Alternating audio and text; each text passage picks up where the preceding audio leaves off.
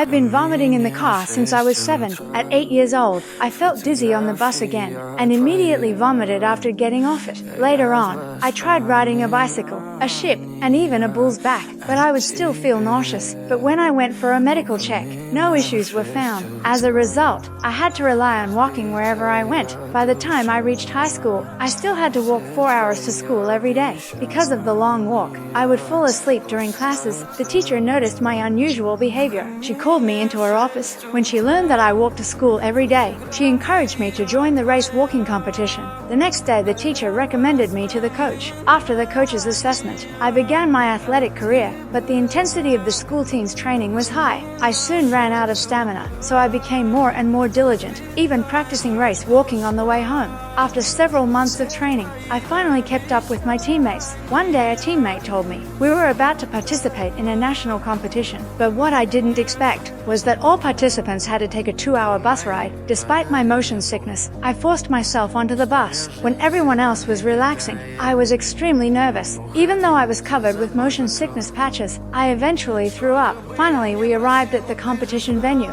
I was so dizzy, I couldn't even put on my uniform. When the starting gun fired, I didn't react until my teammate called me. Then I started moving slowly. So after the race ended, as expected, I was eliminated. I felt very sad and cried all the way home. After that, I became even more determined. I trained intensely every day. Maybe my hard work touched God. That day I received good news. The first and second place winners of the last competition were found to have doped. So the organizers decided to reopen the competition. I was very happy, but the captain said the competition would be held in Seoul. It was 300 kilometers away from here. It was important to have transportation, so I made a bold decision. I decided to walk the 300 kilometers to the competition. I still didn't stop until night. Suddenly I found that my toes were bleeding. The captain suggested that I go to the hospital, but I threw away her school bag and continued to run away. Eventually I arrived in time to start the race. As the race officially began, I gradually outdid everyone else and won the championship.